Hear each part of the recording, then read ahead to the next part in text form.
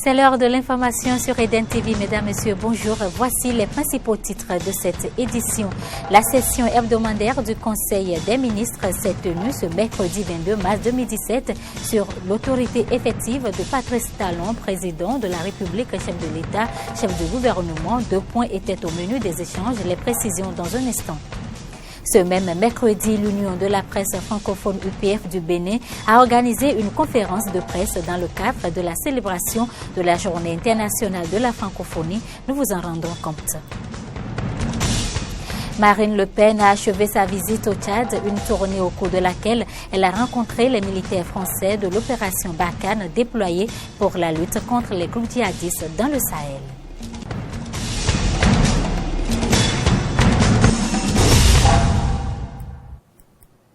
Jeudi 23 mars 2017, mesdames, messieurs, bonjour et bienvenue dans cette édition. Direction le palais de la Marina. 2 points ont fait l'objet d'échanges ce mercredi 22 mars lors de la séance hebdomadaire du Conseil des ministres.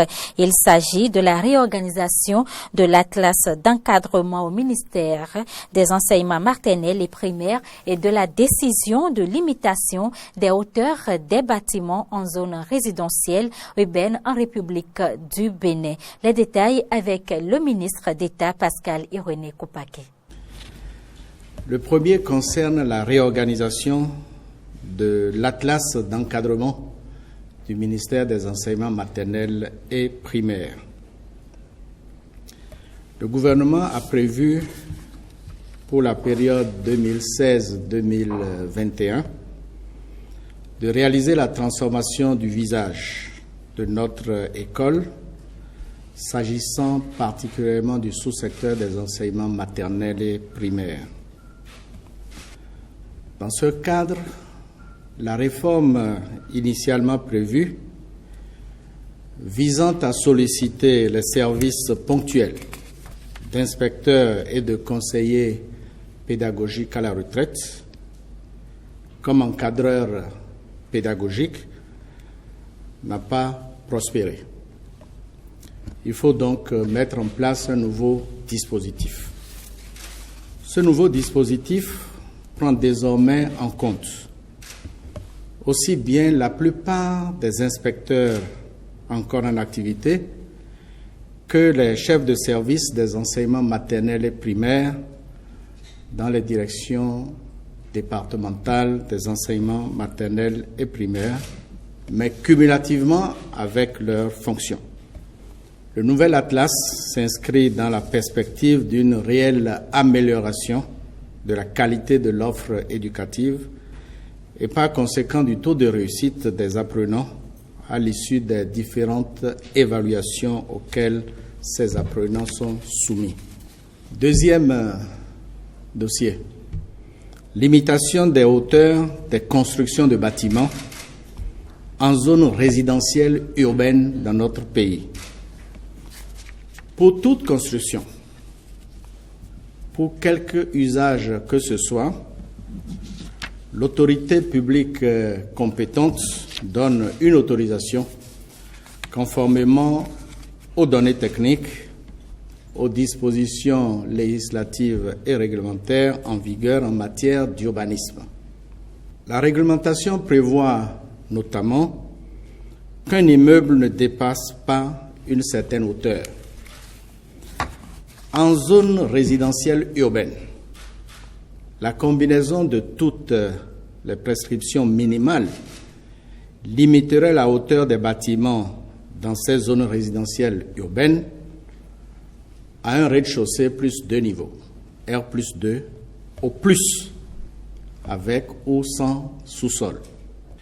Le Conseil a instruit le ministre du Cadre de vie et du Développement durable à l'effet de prendre les dispositions nécessaires pour assurer la relecture du décret du 13 mars 2014 portant réglementation de la délivrance du permis de construire en République du Bénin.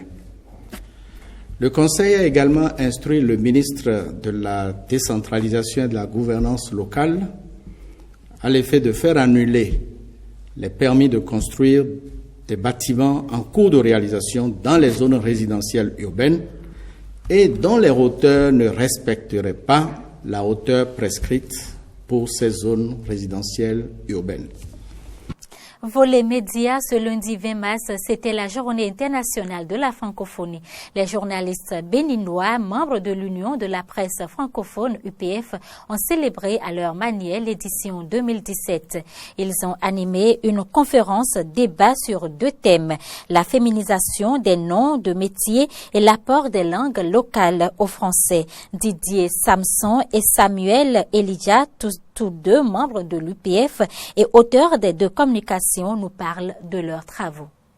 On peut retenir qu'il y a beaucoup de blocages. Il y a beaucoup de blocages. Il y a l'usage, il y a les règles grammaticales. On sait qu'il y a des féminins en français et qu'il y a certains féminins qui sont automatiques selon une certaine morphologie des mots. Bon, mais l'usage et les métiers évoluant, la langue doit évoluer, mais il y a certains blocages, il y a certains puristes, certains orthodoxes qui disent non, il faut garder, c'est ça la richesse, et puis d'autres disent non, il faut tout simplement laisser une langue vivre et, ma foi, accepter que de nouveaux changements interviennent. Et il faudrait remarquer à ce sujet que des changements interviennent plus à l'extérieur de la France qu'à l'intérieur de la France. Et quand je dis intérieur de la France, les institutions françaises sont un peu fermées, surtout l'Académie française, sur certains usages, sur certaines pratiques. Or, au Québec, en Belgique, en Suisse ou au Luxembourg, voire en Afrique, certains mots passent déjà.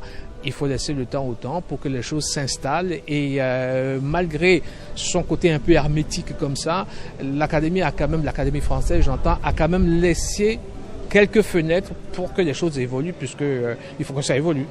Le français est bien entendu appelé à évoluer. Et l'Afrique étant le grand vivier, bien sûr, du parler français, l'avenir donc du français se trouve en Afrique. Alors, vous avez des expressions dans tous les pays, parlant du Bénin, vous avez des expressions spéciales qui vont devoir s'imposer, bien sûr, au français. Quand vous dites, par exemple, vous allez voir quelqu'un dans son bureau, il n'est pas là, on dit il s'est levé. Le français ne comprend pas cela, mais ça devra bien sûr s'imposer au français. Ou bien vous dites il y a 3 jours, le français ne comprend pas cela, mais il faut bien sûr que cela s'impose. Il y a d'autres expressions comme ambiancé, il est bien sapé, et tout ça, ça devra bien sûr s'imposer au français parce que c'est la pratique, même si aujourd'hui l'Académie française ne reconnaît pas ces expressions, elle va devoir bien sûr les reconnaître puisque c'est la pratique qui impose bien sûr la langue. Des propos recueillis par Laurent Tonekes et Denis Marouya. Quelques heures seulement nous séparent du démarrage de la session extraordinaire demandée par l'exécutif pour l'étude du projet de révision de la Constitution du 11 décembre 1990. Le dit projet a été rendu public depuis le 15 mars. Certains citoyens se prononcent sur le contenu du projet. Ils sont au micro de François Carnot et Fréjus Fiorci. Je n'attends plus rien par rapport à ce projet de loi. Ce projet de loi est fait pour eux. Quand je dis eux, c'est qui? Les politiciens. Parce qu'il n'y a pas cet article nouveau-là où on a parlé de l'amélioration des conditions des Béninois. Il n'y a pas cet article-là. On a juste dit qu'il faut augmenter le nombre de mandats des députés, il faut faire ci, il faut faire ça. Et les 2 articles qui sont en train de me donner le vertige depuis vendredi, c'est l'article 147-2, 147-4.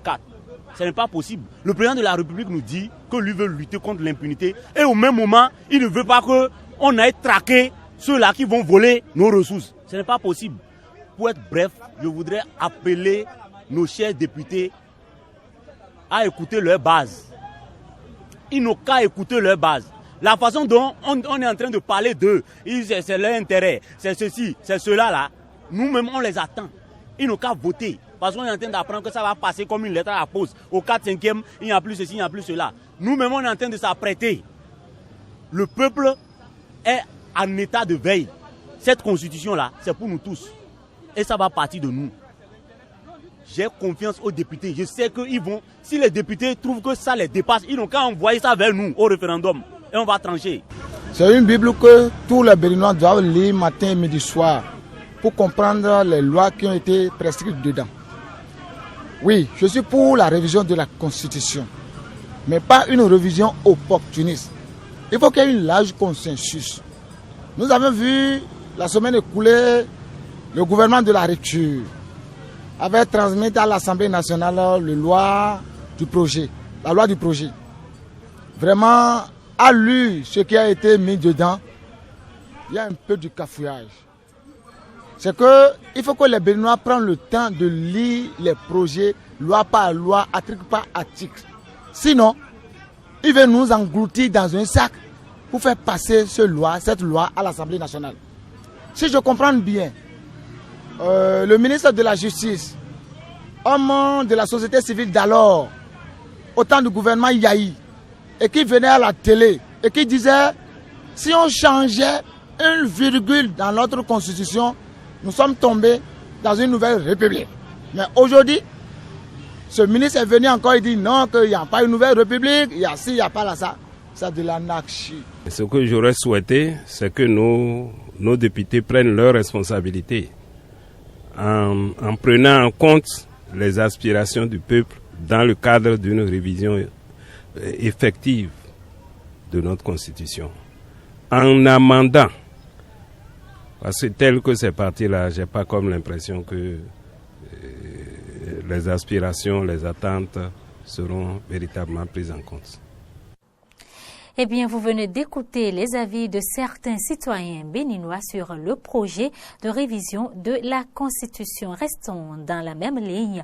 Le Front dit du sursaut patriotique s'oppose au projet de révision de la Constitution. À cet effet, il envisage organiser ce vendredi sur l'esplanade de l'Assemblée nationale un sit-in singulier. Cette décision a été prise mardi au cours d'une réunion qu'ont tenue ses membres partis politiques et syndicats. Je vous propose d'écouter leur porte-parole au micro d'Ibrahim Orunam. Nous avions initié le jeudi dernier une conférence au cours de laquelle un front a été mis sur les fonds baptismaux. Aujourd'hui, les organisations adhérant à ce front se sont réunies aujourd'hui à la bourse de travail, comme il a été convenu.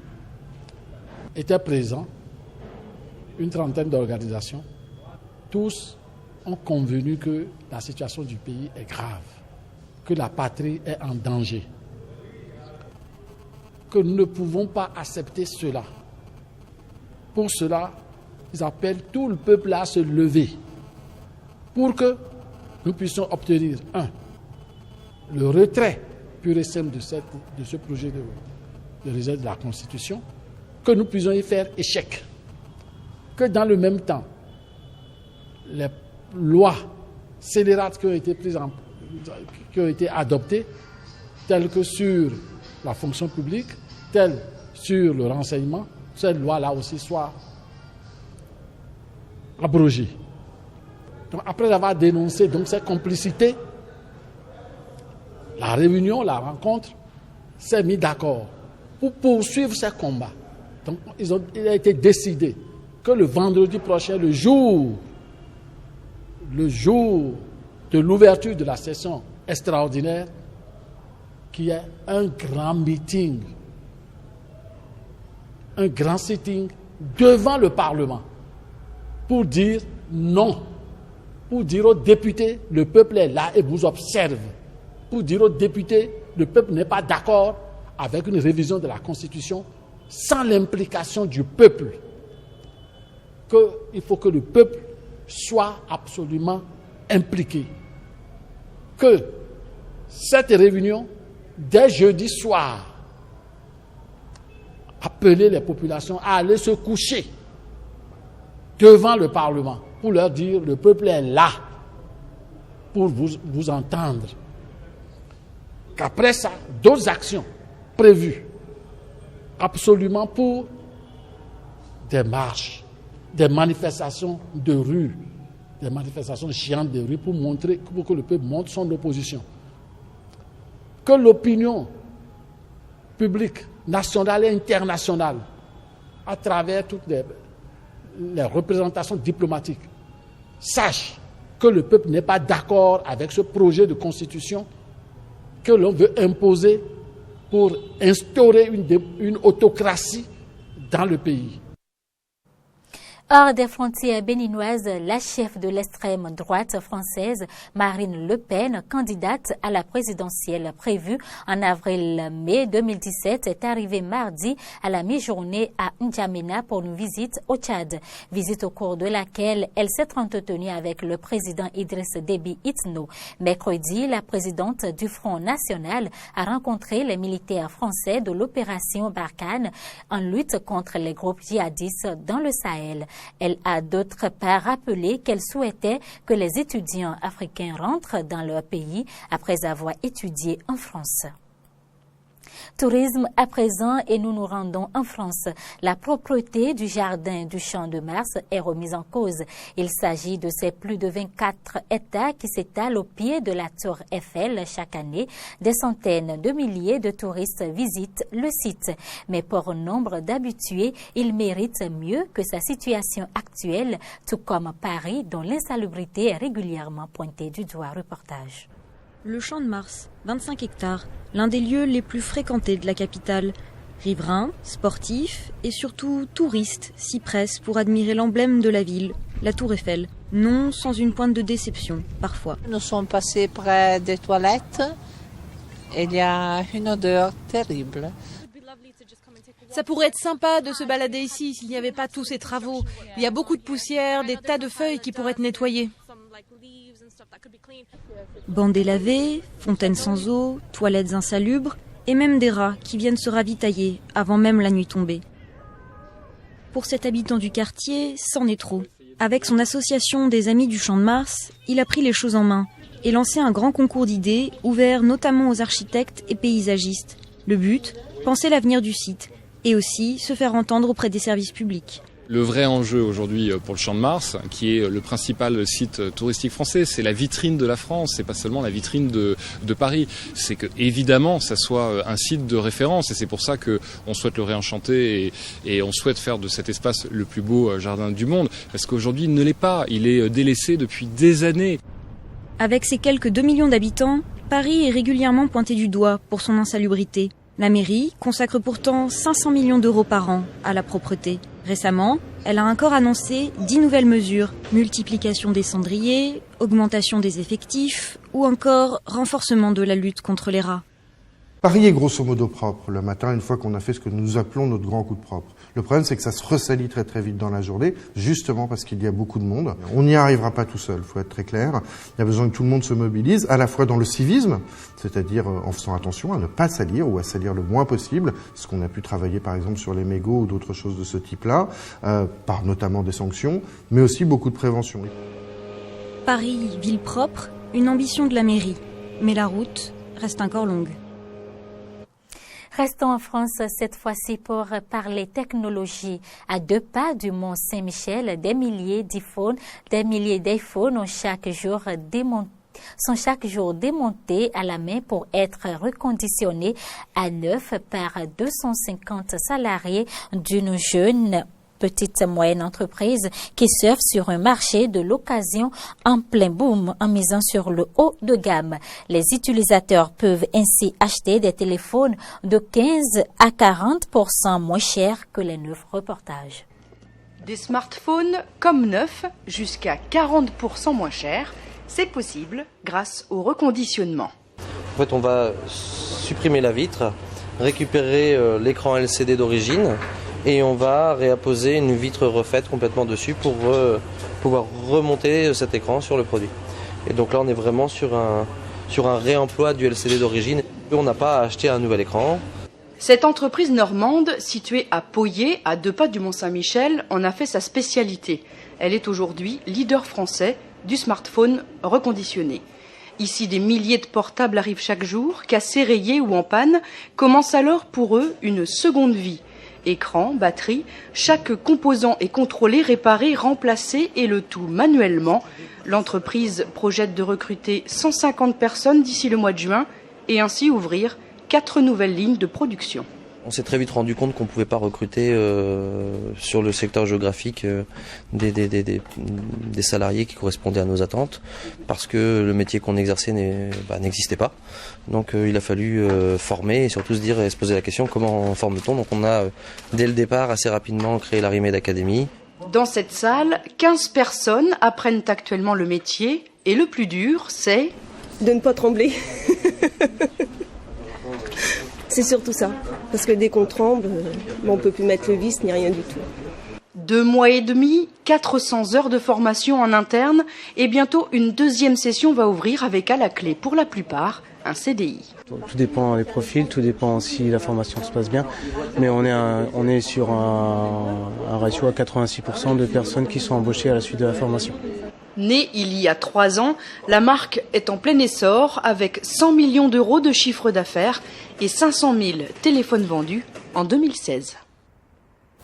C'est sur ces images que nous refermons cette édition. Merci de votre aimable attention.